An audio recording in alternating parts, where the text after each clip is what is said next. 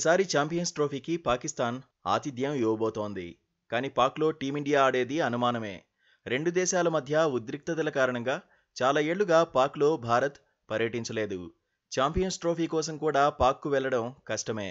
అందుకే హైబ్రిడ్ మోడల్లోనే టోర్నీని నిర్వహించాలని BCCI condition పెట్టినట్టుగా ప్రచారం జరుగుతోంది.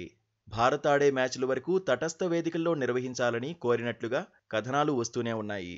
ఐసీసీ చైర్మన్గా జైషా ఎన్నికవడంతో హైబ్రిడ్ మోడల్లోనే ఛాంపియన్స్ ట్రోఫీ ఉంటుందని చర్చ జరుగుతోంది. ఇదే సమయంలో పాకిస్తాన్ మాజీ క్రికెటర్ డానిష్ కనేరియా రియాక్ట్ అయ్యాడు. పాకిస్తాన్లో ఆడేందుకు టీమిండియా రావద్దన్నాడు. దుబాయ్ వేదికగానే భారత్ తన మ్యాచ్లు ఆడాలన్నాడు. పాకిస్తాన్లో క్రికెటర్లకు భద్రత కల్పించడం కష్టమనే యాంగిల్లో కామెంట్స్ చేశాడు. పాక్లో పరిస్థితుల ప్రకారం చూస్తే ఛాంపియన్స్ ట్రోఫీ కోసం భారత్ రాకూడదన్నాడు. పీసీబీ కూడా ఇదే విషయంపై ఆలోచించాల్సిన అవసరం ఉందన్నాడు. ఖచ్చితంగా హైబ్రిడ్ మోడల్లోనే ఛాంపియన్స్ ట్రోఫీ జరుగుతుందనే నమ్మకం తనకుందన్నాడు. ప్లేయర్ల సేఫ్టీకి ఫస్ట్ ప్రయారిటీ ఇవ్వాలని అన్నాడు. గౌరవం అనేది సెకండ్ ప్రయారిటీగా ఉండాలన్నాడు. బీసీసీఐ తీసుకునే నిర్ణయానికి ఇతర బోర్డులు సైతం జై కొట్టాలన్నాడు. పాక్లో భద్రత పెద్ద క్వశ్చన్ మార్క్ అని అన్నాడు. మౌలిక సదుపాయాలు కూడా మెరుగవ్వాల్సిన అవసరం ఉందన్నాడు. ప్రతిపాదిత షెడ్యూల్ ప్రకారం వచ్చే ఏడాది ఫిబ్రవరిలో ఛాంపియన్స్ ట్రోఫీ మొదలవుతుంది. ఫిబ్రవరి 19 నుంచి మార్చి 9 వరకు టోర్నీ జరగాల్సి ఉంది. మెగా టోర్నీ కోసం 3 వేదికలను పీసీబీ సిద్ధం చేస్తోంది.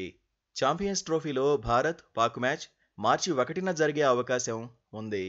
దయాదుల మ్యాచ్ కోసం అభిమానులు ఎదురుచూస్తున్నారు. రెండు జట్లు మేజర్ టోర్నీల్లోనే ఫేస్ టు ఫేస్ తలపడనున్నాయి. ఆసియా కప్, వరల్డ్ కప్లోనే ఆడుతున్నాయి. గతేడాది ఆసియా కప్ను పాకిస్తాన్ నిర్వహించింది. అయితే పాక్లో ఆడేందుకు బీసీసీఐ ఒప్పుకోలేదు. దీంతో టీమిండియా మ్యాచ్లను లంకలో నిర్వహించారు. హైబ్రిడ్ మోడల్లోనే మ్యాచ్లు ఆడించారు.